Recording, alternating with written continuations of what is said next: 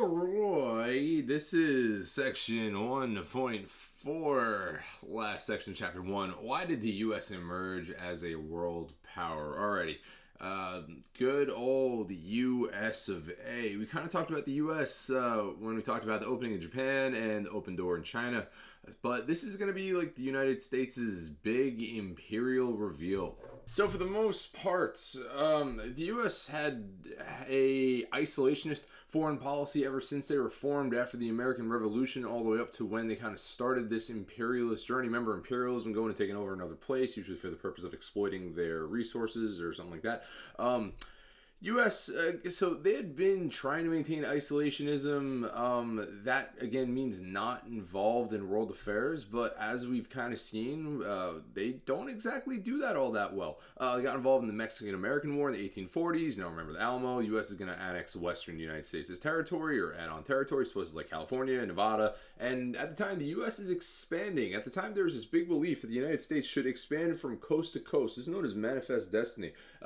People of the U.S., especially the government, believed that it was the U.S.'s God-given right to expand from Atlantic Ocean to Pacific Ocean, from east to west, the frontier, all the unexplored territory that was now effectively open for business and right for the taking. So the United States, being a relatively new country, they wanted to kind of expand, on a continental basis, from the time that they formed colonies to becoming states after the American Revolution, but the U.S. was expanding. Eventually, there's no frontier left, so it's kind of closed. The U.S. wanted to be big and strong, and other European nations, they had been big and strong for a long time. They had taken territories in the Americas prior to this, but over time, imperialism in the Americas declined with the end of mercantilism and the end of Europeans taking over colonies, especially after the end of the American Revolution. So the United States, they want to expand their imperial reach in the Western Hemisphere as European imperialism declines. Now, the U.S. doesn't really want to get involved in world affairs to really any extent, but they want to expand. They also don't want Europeans to expand anywhere near the United States anymore in the Western Hemisphere. So, 1823, President James Monroe issues the Monroe Doctrine. This is his foreign policy. His foreign policy is just policy set forth on how countries interact with each other and what they're going to do. So, the Monroe Doctrine. It is pretty much a warning for European imperial powers to stay away from the Western Hemisphere, that the Western Hemisphere is now off limits for any further imperialization. Western Hemisphere is where the U.S. is at. So the U.S., they went from this isolated, newly formed nation to modernizing really quickly, kind of similar to what they did to Japan. Huge growth in population, huge growth in industrialization and trade and agriculture. They're going to build railways so they can move goods and people back and forth to expand. More investments in these industries as well. Resources they're good on. They have coal, they have steel. Bessemer process makes steel very cheap to produce. They have cotton. Stock market is going to enable economic growth and investment. It's going to lead to further development in the USA for most of the 1800s. Now, towards the end of the 1800s, there's a bit of an economic downturn. The U.S. had a very unstable banking system. There was overdependence on domestic goods, not enough trade coming in from other countries. They try and spur the purchase of American goods with protectionist foreign policy. Protectionism just means you put a high tariff or tax on goods that are coming into the U.S. so that the goods that are made in the U.S. look cheaper by comparison. So now that those goods that are coming in are taxed at a higher rate, they have to be more expensive to make up the money for profit compared to American goods. So it's supposed to encourage the consumption of more American goods, and that's the whole idea of protectionism. Now, end of the 1800s. U.S., they also begin to increase the size of its Navy. You know what that means. U.S. Navy increases size. Well, remember, Navy is a judgment of power. Power, for some reason, at this point is based on your naval capabilities, thanks to Alfred Thayer Mahon. But other countries, they had strong navies. They went out and imperialized. You still remember Alfred Thayer Mahon, the book, Impact of Sea Power on History, commonly referenced whenever historians discuss U.S. imperialism. But he's going to argue that national power, economic prosperity, and security depends on sea power. A strong navy, overseas naval bases, control of overseas trade routes. This is going to directly fuel imperialism. And he hopes that this is going to convince leaders to build a modern naval fleet and go acquire different territories. And we wind up seeing this in places like Hawaii and the Philippines, and also seeking Central American Canal, what winds up becoming the Panama Canal, to protect power globally, secure markets for U.S. trade, be able to move this naval power around really quickly from one side of the planet to the other. So is increasing the size of your Navy in line with imperialism? Well, absolutely. Is it in line with isolationism? No, not at all. If you're building up your navy in order to be competitive and go imperialize, absolutely not. That is not really in line with the isolationism that we have seen the U.S. take part of. Are you building it up just for protection? Well, speaking of protection, one country that might have needed some protection that's really, really close to the United States was Cuba. Shifting over to Cuba in the Spanish-American War, Spain had control over the island of Cuba and were horribly, horribly, horribly mistreating the Cuban people. The Cubans are going to revolt against Spain. Spain begins fighting the Cubans. Cubans fight Spain for independence. This is also going to lead to a battle for independence in other colonies, places that Spain had, for example, like the Philippines. We'll talk more about them later. But the U.S. U.S. had business interests on the island of Cuba, so any damage to these interests would be of large cost to the U.S., so Cuba is going to be of direct interest to the U.S. U.S. also has citizens on the island of Cuba. They don't want them harmed, and obviously they're overseeing these businesses, so any threat to them would be a threat to the interest of the United States. So the U.S. obviously has an interest in protecting its business, its people, and the U.S., well, they had undergone their own revolution to free themselves from being mistreated by Britain, who had treated them horribly too. So this kind of tracks, kind of similar to how the Spaniards were treating the Cubans, although it's much, much worse. But anyway, as tensions are going to be rising between the U.S. and Spain, a Spanish minister is going to send a letter that was intercepted and published in American newspapers, known as the Delome letter. Enrique Delome, he was a Spanish minister. He winds up calling President McKinley weak and admiration for his party of jingos. That just means those who are trying to support him going to war. Economic downturn is going on as well. That's another reason why the U.S. eventually gets involved in Spain. The main one is going to be, though, the sinking of the warship, the USS Maine. U.S. had sent the warship USS Maine to Cuba to protect American citizens, protect its business interests, and when the ship arrived in the port of Havana, it exploded. No one really knows why this happened. It was probably an accident. It probably was an accident. I mean, we don't really know what caused it, but no one really knows the cause. However, when it explodes, the press, the U.S. journalists, newspapers, stuff like that, they're going to blame Spain for this occurring, and they're going to do this to try to rile up support from the people to start going out and imperializing. This is known as yellow journalism. Yellow journalism is using sensationalized news, exaggerating news to attract attention, to steer public opinion towards something. In this case, they wanted to steer public opinion against Spain and towards imperialism, under the guise that obviously we're going to go help the Cubans. So Congress is going to declare war on Spain, and boom, Spanish-American War. Keep in mind, only Congress can declare war. A president can ask them to declare war, but declaring war is Congress's job to do that. It is not the president's job. He can ask, but he cannot declare war himself.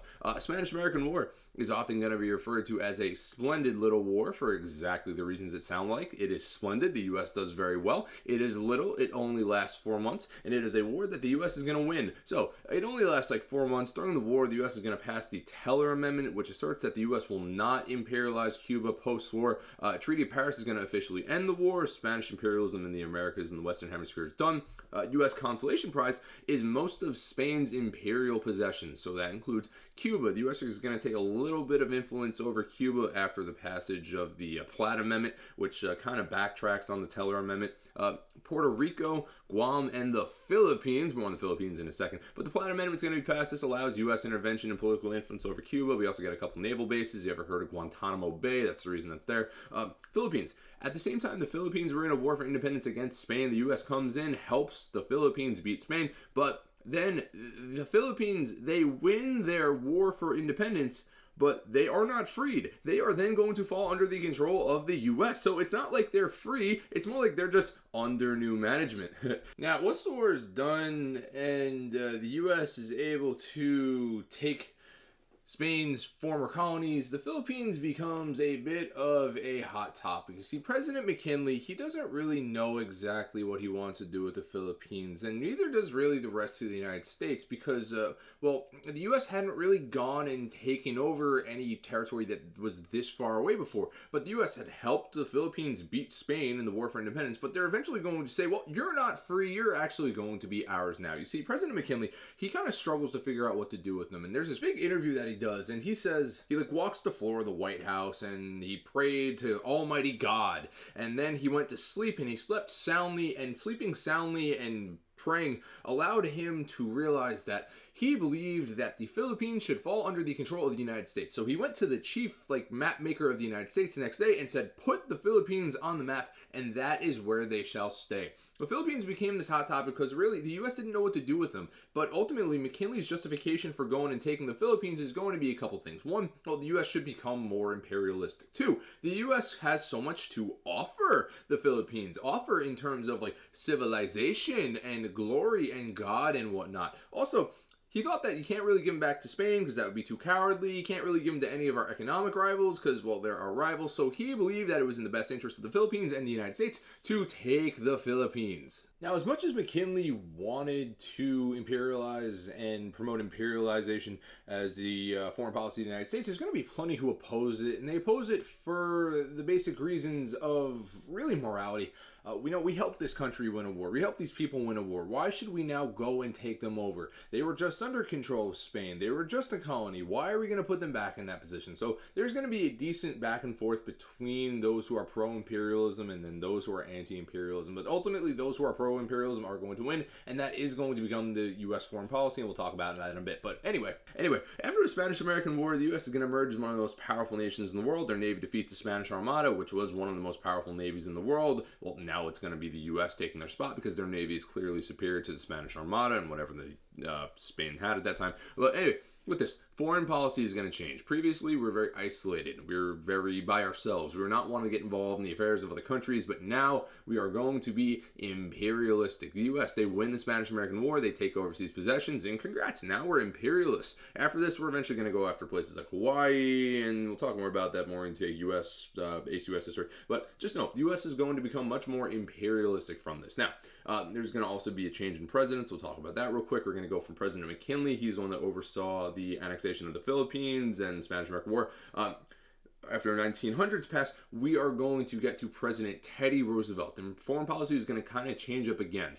We had the Monroe Doctrine originally, which was James Monroe warning to European imperialists, stay away, we don't want you here.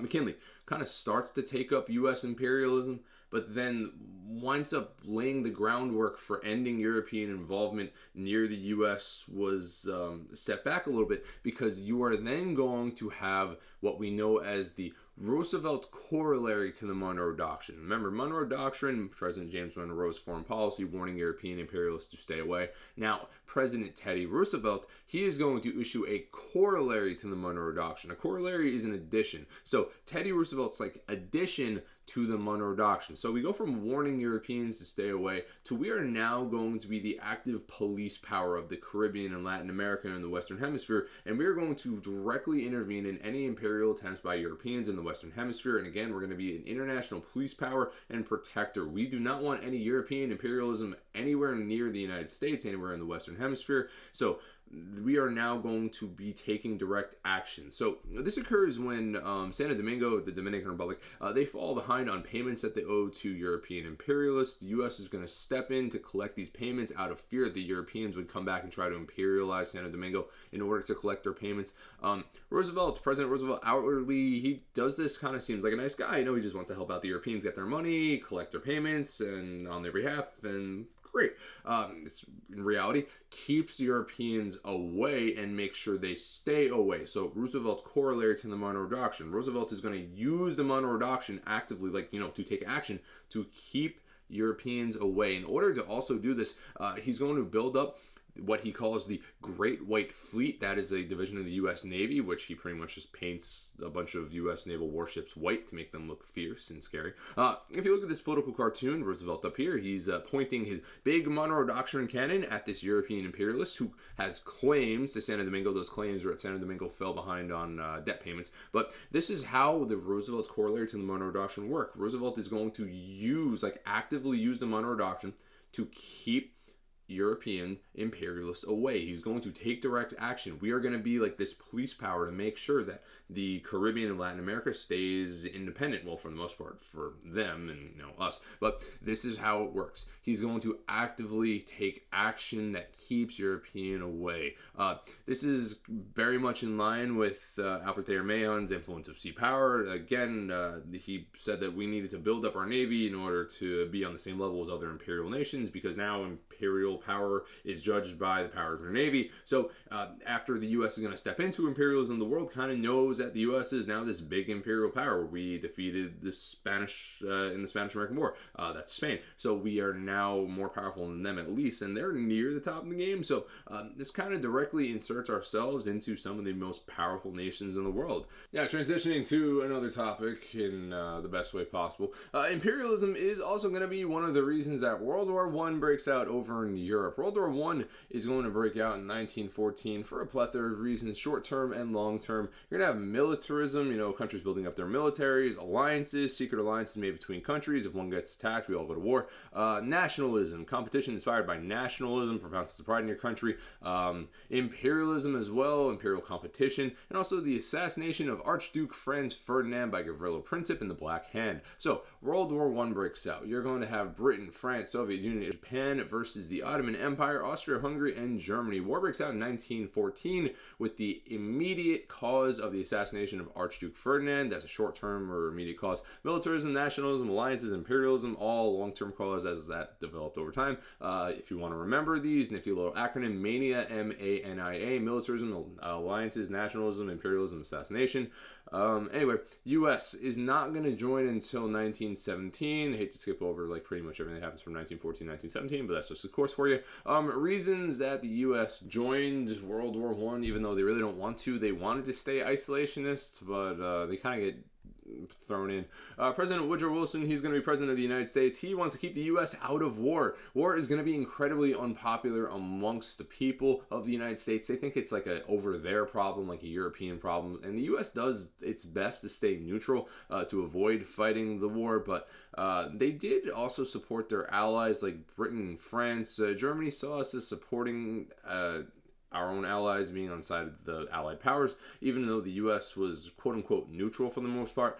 Germany saw it a little bit differently, though. They saw us assisting them as if we were literally fighting on their behalf. Speaking of Germany, reasons that the U.S. is going to join the war, one of the reasons is German submarine warfare, unrestricted submarine warfare. Germany developed submarines, also known as U-boats. Unrestricted submarine warfare in the Atlantic Ocean meant that Germany was pretty much torpedoing ships left and right. Eventually, ships with American on board are going to be sunk.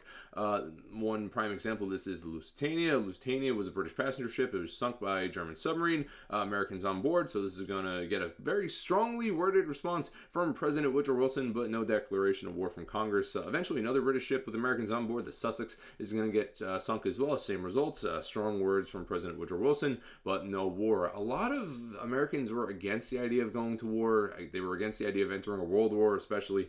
They really wanted nothing to do with foreign affairs. William Jennings Bryan, he was the Secretary of State of the United States. He's a pacifist. He got to start supporting the farmers during the Granger movement in the United States. This guy, William Jennings Bryan, he's a pacifist, meaning that he thinks that the U.S. should avoid war at all costs, no matter what happens. Even though Woodrow Wilson doesn't really take any direct action, he kind of gives some harshly worded responses to Germany. It's kind of like wagging your finger at Germany, like, no, don't do that. But even William Jennings Bryan, the pacifist, he says that Woodrow Wilson is too harsh when he's responding to Germany, like shooting down British ships that had Americans on board. Didn't really warrant a response to him, I guess. I don't know. But he said that Woodrow Wilson was being too harsh. Another reason for the U.S. joining is going to be the Zimmermann Telegraph. Zimmermann Telegraph is when German Foreign Secretary Arthur Zimmer, he sent a telegraph to Mexico telling them that they should join the war on the side of Germany and attack the United States from the southern border. Germany says in this telegraph that when they win, and not like if, like when they win, Mexico will get back all the land they lost from the Mexican-American War. That's like California, Nevada, New Mexico, all those places. Obviously, this doesn't happen.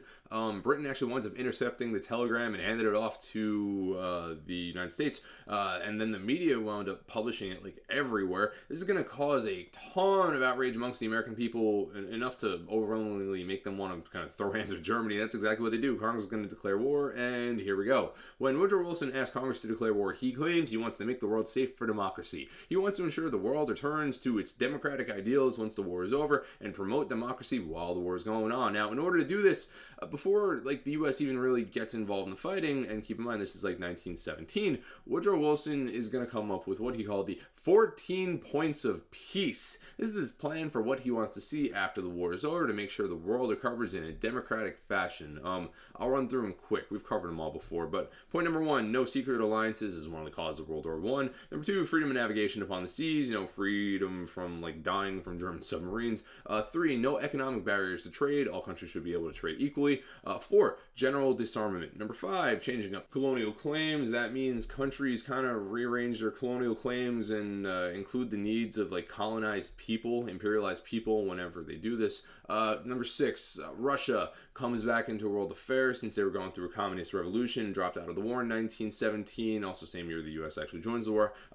Quick tangent, Russia is going to sign the Treaty of Brest-Litovsk with Germany to give up a good amount of their territory to the Germans in return for letting them drop out of the war scot-free so they can go fight their own communist revolution. Bolshevik revolution was going on in Russia. This point is to reintroduce Russia into world affairs and give them back the land that they gave to Germany under this treaty in return for letting them drop out of the war. Moving on, number seven, give back land taken from Belgium that Germany conquered. Number eight, France got ran over by Germany at the start of the war, unsurprising, like France always done. All France is going to be freed and territory returned because no France are losers. Number nine, redrawing of Italian country borders to be more in line with where the Italians are. Number 10, split up Austria-Hungary into two separate nations, Austria and Hungary. 11, free the Balkans, redraw their borders to be more in line with the Balkan people. Number 12, give Turkey independence from the Ottoman Empire, open Dardanelles, it's going to happen later on. Number 13, create an independent country of Poland. And number 14, League of Nations. Now, this is Woodrow Wilson's plan for after the war, before the U.S. even actually really starts fighting the war. But once the U.S. does fully mobilize and get over to Europe, they're going to make sure that German naval forces are going to be defeated in the Atlantic. They're going to help push Germany out of occupied Europe. For the U.S., it's a short and sweet win. No real fighting happens on American soil, so once the war is over and Germany loses, the U.S. Emerges relatively unscathed besides cost, in terms of dollars and death, which of course there's a lot of. Speaking of cost and death and money, there's going to be a lot of this, so much to the point where it's going to turn public opinion kind of just as quickly as it turned in the first place. Americans were kind of generally supportive of going to war once the Zimmerman Telegraph got published. By the time the war is over, the costs, it is going to turn them off just as quickly as they wound up supporting it. However, U.S. is going to get a huge boost in the economy during the wartime. U.S. is going to extend its own markets throughout Southeast Asia and South America. That's a win-win. Also, the U.S. is going to provide loans to Britain and other allies, which is going to be very important for Chapter 2 in terms of the U.S. making sure they get paid back these loans. But the U.S. is going to emerge as the most powerful nation in the world financially, economically, militarily. They're going to set themselves up to potentially be the leading nation of figuring out peace after World War I. So that's exactly what comes next. Peace after World War I. Woodrow Wilson, he had a plan, so it should be easy, right? So that's going to be it for section 1.4. Back to the original question. Why did the U.S. emerge as a world power? Spanish-American War is going to transform the U.S. into an imperial power. That's going to really change up the U.S. from isolationist to imperialist. Years later, World War I is also going to make the U.S. the most powerful nation in the world. They're going to emerge as the most powerful nation financially, economically, militarily. They're going to set themselves up to be one of the leading nations of the world, especially at the Paris Peace Conference. Paris Peace Conference is meant to hammer out a peace treaty for World War I, which is eventually going to be the Treaty of Versailles, which is going to go so incredibly well for so many different reasons. But until then, that's the end of Chapter 1. Next up, Chapter 2, we'll cover the Treaty of Versailles and all the other peace treaties that come from World War I and their ramifications and impacts. But until then, France. Just a side note, I don't know how this got so long, and editing this is, it's making my brain hurt. But at least I get to listen to the sound of my own voice.